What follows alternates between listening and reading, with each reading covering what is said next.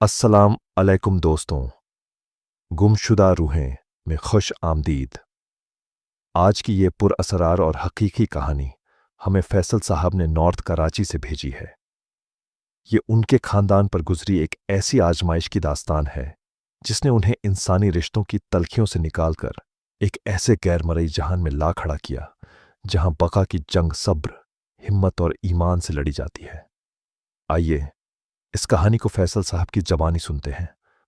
मेरा नाम फैसल है और ये किस्सा आज से कई साल पुराना है, जब मैं फर्स्ट ईयर का तालिबे इल्म हुआ करता था। ये 1992 का दौर था, जब कराची के हालात में एक अजीब सी बेचैनी और गैर यकीनी की कैफियत घुलती जा रही थी। उन दिनों हम लोग गार्डन के इलाके में अपने दो चचाओं के साथ एक मुश्तरका खानदानी निजाम में रहते थे। घर छोटा था और औलाद ज्यादा, जिसकी वजह से आए दिन कोई ना कोई मसला खड़ा रहता था। हमारे अब्बा जी अपने भाइयों में सबसे बड़े थे और उन्होंने हमेशा अपनी जिम्मेदारियों से बढ़कर अपने खानदान का ख्याल रखा था। दादा जान के जमाने से लेकर उनके बाद तक घर के हर छोटे बड़े खर्च का बोझ अब्बा ने ही अपने कंधों पर उठाया था। कई साल पहले अब्बा ने बड़ी मुश्किल से अपनी जमा पूंजी जोड़कर नॉर्थ कराची में एक प्लॉट खरीदा था। ये उनका एक ख्वाब था कि कभी अपना एक अलग पुरसुकून घर होगा जहां हम सब सुकून से रह सकेंगे। लेकिन प्लॉट खरीदने के बाद इतने वसाइल जमा ना हो सके कि उस पर फौरी तामीर शुरू की जा सके। अब्बा जी की शराफत और कुर्बानी का आलम यह था कि जब भी चचा लोगों को कारोबार या किसी और जरूरत के लिए रकम दरकार होती, अब्बा अपनी जमा पूंजी से उनकी मदद कर देते और यूं हमारे घर का ख्वाब पस ए पुश्त चला जाता। अब्बा इस बात को बखूबी समझते थे कि अगर दादी या चचाओं को इस प्लॉट की भनक भी पड़ गई तो वो इसे भी अपनी जरूरतों की भेंट चढ़ा देंगे। इसीलिए ये राज सिर्फ हमारे घर के अफराद यानी अम्मी, मैं और मेरे छोटे बहन भाइयों तक महदूद था। वक्त गुजरता गया और हम कभी उस तरफ जा भी ना पाए।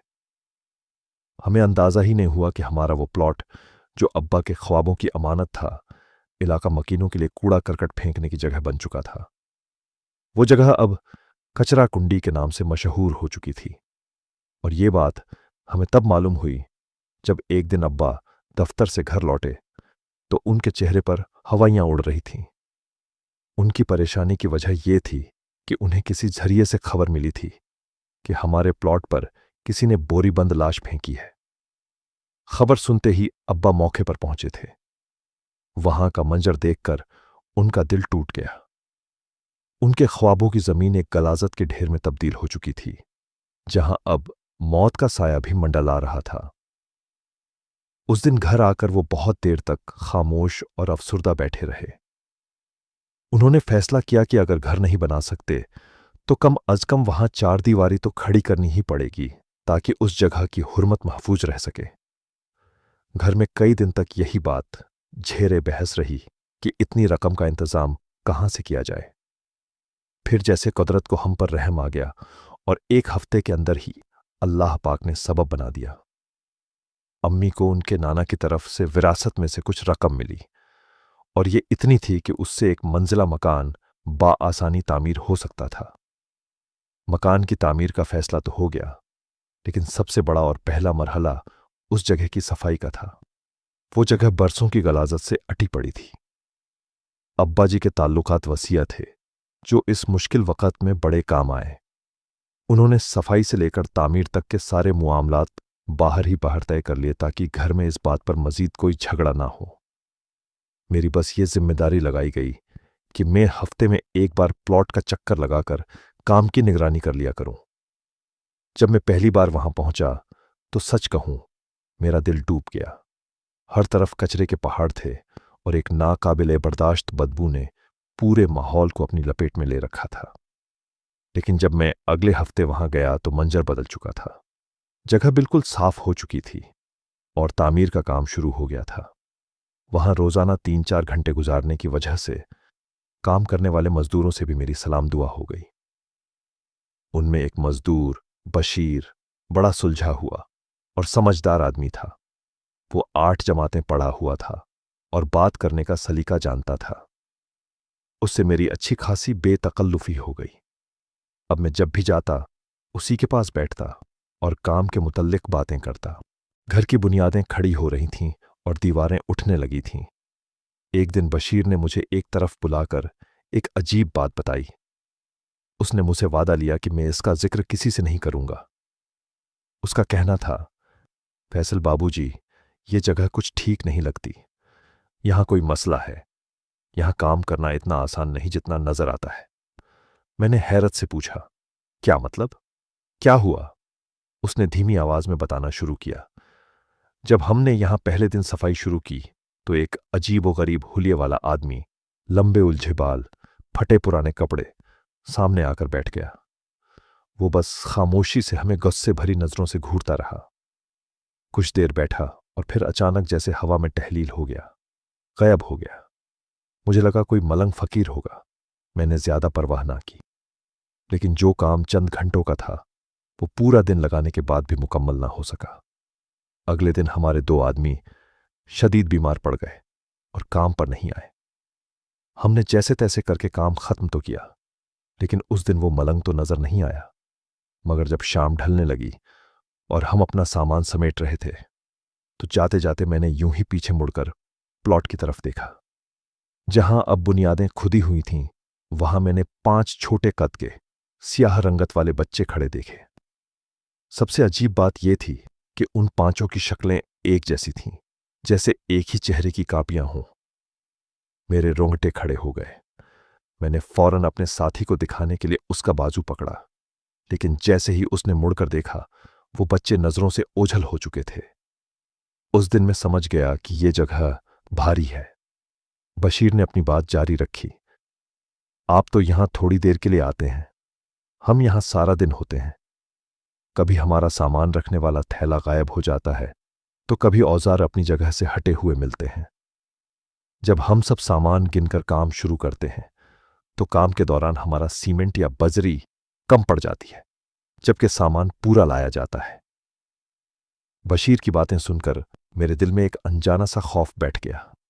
उसने मशवरा दिया कि हमें यहां कुछ पढ़ाई वगैरह करवा लेनी चाहिए। मैंने घर आकर उसकी सारी बात अब्बा जी को बता दी। अब्बा ने सुना और कहा, मकान बन जाए तो शिफ्ट होने से पहले यहां कुरान ख्वानी करवा लेंगे। अब घर का ढांचा खड़ा हो चुका था और छत डलने की तैयारी थी। एक दिन जब मैं वहां गया तो बशीर का कोई रिश्तेदार पंजाब से आया हुआ था। वो एक कोने में मुंह बनाकर सहमा हुआ बैठा था। बशीर और दूसरे मजदूर उसे देखकर दबी दबी हंसी हंस रहे थे। मेरे पूछने पर बशीर ने जो माजरा सुनाया उसे सुनकर मुझे हंसी भी आई और शदीद हैरत भी हुई। वो आदमी रात को यहीं रुक गया था। गर्मी की वजह से कमीज उतारकर सोया। रात के तीसरे पहर किसी ने उसकी नाफ में बाकायदा उंगली डालकर घुमा दी। वो बेचारा हड़बड़ाकर उठ बैठा। देखा तो वहां कोई नहीं था। उसके पेट में उसी वक्त हल्का हल्का दर्द शुरू हो गया। वो देहाती बंदा था, ज्यादा परवाह नहीं की, पानी पीकर फिर सो गया। लेकिन थोड़ी देर बाद उसके साथ फिर वही हरकत हुई और इस बार पहले से ज्यादा जोर से। अब जो वो जागा तो सुबह तक सो नहीं पाया। एक बार उसे लगा जैसे किसी ने उसके पांव का अंगूठा खींच लिया हो। सुबह से उस बेचारे को मोशन लगे हुए थे और उसकी हालत खराब थी। बशीर ने मुझे संजीदगी से कहा, फैसल बाबूजी, यहां हालात वाकई ठीक नहीं हैं। इस घर में आने से पहले कोई पक्का इंतजाम जरूर कीजिएगा। उसकी ये बात मेरे जहन में अटक कर रह गई। मैंने सोचा कि अब्बा से इस बारे में तफसील से बात करूंगा, लेकिन मेरे इम्तिहानात शुरू हो गए और मेरा प्लॉट पर जाना बंद हो गया। इस दौरान अब्बा जी ही सारे काम की देखभाल करते रहे। घर मुकम्मल हो चुका था और हमारा इरादा था कि इसे किराए पर चढ़ा देंगे ताकि कुछ इजाफी आमदनी हो सके। लेकिन शायद किस्मत को कुछ और ही मंजूर था। हमारे इम्तिहानात खत्म हुए और घर भी अपनी तकमील के आखिरी मराहिल में था। रंगो रोगन हो चुका था और बिजली का काम भी तकरीबन मुकम्मल था। अब्बा जी का मंसूबा यही था कि एक अच्छा सा किरायादार देखकर घर उसके हवाले कर देंगे और उसकी आमदनी से चचाओं की मजीद माली मदद करते रहेंगे। लेकिन इंसान जो सोचता है वैसा हमेशा होता कहाँ है। ना जाने कहां से चचा लोगों को इस घर की भनक लग गई। एक दिन जब मेन कॉलेज से घर आया तो माहौल बड़ा कशीदा था। दादी जान के कमरे से ऊंची ऊंची आवाजें आ रही थीं। छोटे चचा दादी के सामने अब्बा जी को बुरा भला कह रहे थे। उनके अल्फाज मेरे कानों में शीशे की तरह पिघल रहे थे। अम्मा, देख लो अपने बड़े बेटे को। हमने कारोबार के लिए रकम मांगी तो भाई साहब ने साफ इनकार कर दिया, और अब देखो नॉर्थ कराची में इतना शानदार घर बनवा कर बैठे हैं। भाभी और भाई का तो इरादा ही अलग होने का है। अब ये हमें पूछेंगे भी नहीं। ये सरासर झूठ और बोहतान था। मेरे अब्बा ने अनगिनत बार चचाओं को कारोबार के लिए पैसे दिए थे, लेकिन वो दोनों भाई हर बार अपनी गैर संजीदगी और लापरवाही की वजह से सारा पैसा डुबो देते। इस घर की तामीर का खर्च भी एक तरह से हमारे अब्बा ने ही उठाया था। अम्मी को जो विरासत मिली थी वो तो बस एक जरिया बनी थी। लेकिन इस बात पर घर में ऐसा हंगामा बरपा हुआ कि अल अमान व अल हफीज। दादी जान भी चचाओं की बातों में आ गईं और रोजाना अब्बा को ताने देने लगीं। हर बात पर उन्हें बेमुरव्वत और खुदगरज होने का इल्जाम दिया जाता। अब्बा खामोशी से सब कुछ बर्दाश्त करते रहे, लेकिन उनकी बर्दाश्त की भी एक हद थी। उस रात भी घर में झगड़ा हुआ। बड़े चचा ने कारोबार के लिए 5 लाख रुपए का मुतालबा कर दिया। अब्बा इतनी बड़ी रकम कहां से लाते? ये पैसे भी इस हक से मांगे जाते थे जैसे अब्बा उनके मखरूज हों। दादा जान ने अपनी जिंदगी में अब्बा को सिर्फ 1.5 लाख रुपए दिए थे, जिससे अब्बा ने दिन रात मेहनत करके अपना काम शुरू किया था, और इस 1.5 लाख के एवज वो लाखों रुपए अपने भाइयों पर खर्च कर चुके थे। उस रात बात बहुत बढ़ गई। कहा सुनी इतनी हुई कि घर की दीवारें लरजा उठीं। अब्बा की बर्दाश्त का पैमाना लबरेज हो गया। अगली सुबह जब हम उठे तो दरवाजे पर एक ट्रक खड़ा था। अब्बा ने एक लफ्ज कहे बगैर हमारा सारा सामान लोड करवाना शुरू कर दिया।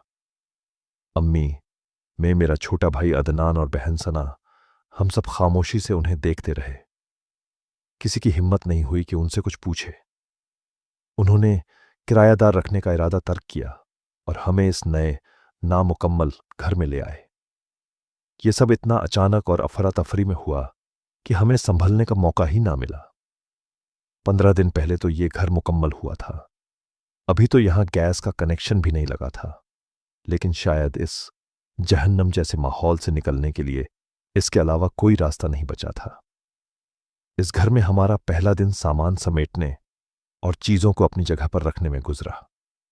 हम एक इंसानी दंगल से निकल कर आए थे, इस उम्मीद पर कि अब यहां सुकून होगा, लेकिन हमें क्या मालूम था कि यहां हमें एक बिल्कुल मुख्तलिफ और अनदेखे दंगल का सामना करना पड़ेगा। छोटी सी तो हमारी फैमिली थी, अम्मी, अब्बा, मैं, अदनान और सना। दिन भर की थकन के बाद जब रात को हम सोने लेटे तो बिस्तर पर पड़ते ही आंख लग गई। घर में 2 ही कमरे थे। एक में मैं और अदनान सो गए और दूसरे कमरे में अम्मी और सना। अब्बा को छत पर सोने की आदत थी। वो अपना तकिया और चादर उठाए छत पर चले गए। रात का ना जाने कौन सा पहर था जब मेरी आंख छत पर किसी के बहुत तेज तेज भागने की आवाज से खुली। बाकायदा धम धम की आवाजें आ रही थीं, जैसे कोई बहुत भारी भरकम इंसान पूरी ताकत से दौड़ रहा हो। मैंने उठा तो मेरे साथ सोया हुआ अदनान भी बेदार हो गया। मेरे जहन में सबसे पहला ख्याल अब्बा का आया कि वो तो ऊपर ही सो रहे थे, कहीं कोई चोर डाकू तो नहीं आ गए। ये ख्याल आते ही मैं बिजली किसी तेजी से कमरे से निकला और जीने की तरफ भागा। अब्बा मुझे जीने पर खड़े नजर आए। उनका चेहरा खौफ से सफेद पड़ा हुआ था और वो हैरानी और परेशानी के आलम में ऊपर छत की तरफ देख रहे थे। अब्बा, क्या हुआ? ये कैसा शोर है? मैंने तशवीश से उनसे पूछा। वो खुद भी लाइल्म थे। उनका कहना था कि वो सो रहे थे जब इस भाग दौड़ की आवाज से उनकी आंख खुली। आवाजें उनके इर्द गिर्द से ही आ रही थीं, लेकिन उन्हें कोई दिखाई नहीं दे रहा था। ये एक नाकाबिल फहम सूरत हाल थी। मैंने कहा, अब्बा, मैं ऊपर जाकर देखता हूं, लेकिन उन्होंने सख्ती से मेरा हाथ पकड़कर मुझे रोक दिया। अब तक अम्मी और सना भी जागकर बाहर आ चुकी थीं। अब्बा हम सबको लेकर अंदर लाउंज में आ गए। वो भागने की आवाजें वक्फे वक्फे से आती रहीं। एक वक्त पर तो ऐसा लगा जैसे कोई छत पर भारी भारी पत्थर फेंक रहा हो। फिर आवाजें ऐसी आने लगीं जैसे कई लोग आपस में लड़ रहे हों, एक दूसरे पर हमला कर रहे हों। ये कैसी और कैसी लड़ाई थी जिसका शोर हमारी रूह तक को दहला रहा था, लेकिन लड़ने वाला कोई नजर नहीं आ रहा था। हम सब खौफ के मारे एक दूसरे से सिमटे बैठे थे। अम्मी और अब्बा ने हमें आयतुल कुर्सी और दुआएं पढ़ने को कहा और खुद भी बुलंद आवाज में विरद करने लग गए। तकरीबन 2 घंटे की अजियत के बाद जाकर यह शोर थमा। इसके बाद हम सबकी हिम्मत ना हुई कि अपने कमरों में जाएं। हम वहीं लाउंज में ही सो गए। शुक्र है इसके बाद सुबह तक कोई आवाज नहीं आई। सुबह होते ही अब्बा ने अम्मी से कहा, आज ही घर में कुरान ख्वानी करवाते हैं। ये सुनते ही मुझे बशीर की कही हुई एक एक बात याद आ गई। वो मलंग, वो काले बच्चे और उसके रिश्तेदार के साथ पेश आया वाकया। मेरे दिल ने कहा कि यह मसला सिर्फ कुरान ख्वानी से हल नहीं होगा। यहां तो मसाइल की जड़ें बहुत गहरी थीं। अगर यहां ये मखलूक़ात पहले से आबाद थीं तो वो हमें यहां बसने नहीं देंगी, और अगर हमने उनको भगा भी दिया तो हमारे हासिद रिश्तेदार हम पर जादू टोना करवाने से भी बाज नहीं आएंगे। अचानक मुझे अपने एक दोस्त के दादा का ख्याल आया। वो एक छुपी हुई रूहानी शख्सियत थे। लोग उनके बारे में ज्यादा नहीं जानते थे, लेकिन मैं जानता था कि वो उन मामलात में गहरी समझ बूझ रखते हैं। मैंने अब्बा को उनके बारे में बताया और उन्हें साथ चलने पर राजी कर लिया। हम उसी वक्त उनसे मिलने चले गए और ये मेरी जिंदगी का सबसे सही फैसला था। मेरे दोस्त के दादा, जिन्हें हम सब बाबा रहमत कहकर पुकारते थे, एक नूरानी चेहरे वाले, निहायत शफीक और बुजुर्ग इंसान थे। वो आम तौर पर किसी के घर नहीं जाते थे, लेकिन जब मैंने और अब्बा ने उन्हें अपनी पूरी रुदाद सुनाई तो उन्होंने न सिर्फ हमारी बात को गौर से सुना, बल्कि हमारे चेहरों पर मौजूद परेशानी को भी भांप लिया। उन्होंने अब्बा से कहा, बेटा, तुमने एक गंदगी के ढेर पर अपना घर बनाया है। जहां बरसों गलाजत और नापाकी इकट्ठी होती रहे, वहां शरीर और गंदी मखलूकात अपना बसेरा कर लेती है। फिर लोग अपने घरों से उतारी हुई चीजें, जादू टोने का सामान और दीगर नापाक अशिया भी कचरे में ही फेंकते हैं। तुम्हारा प्लॉट इन सब चीजों का मरकज बन चुका था। अब जब तुमने वहां अपना घर बनाया है तो वो उसे अपनी मिल्कियत पर कब्जा समझते हैं और तुम्हें वहां से भगाना चाहते हैं। बाबा रहमत की बातें सुनकर हमारे औसान खता हो गए। उन्होंने हमें तसल्ली दी और कहा, घबराने की जरूरत नहीं है। अल्लाह के कलाम में हर मुश्किल का हल मौजूद है, बस सब्र और इस्तिकामत शर्त है।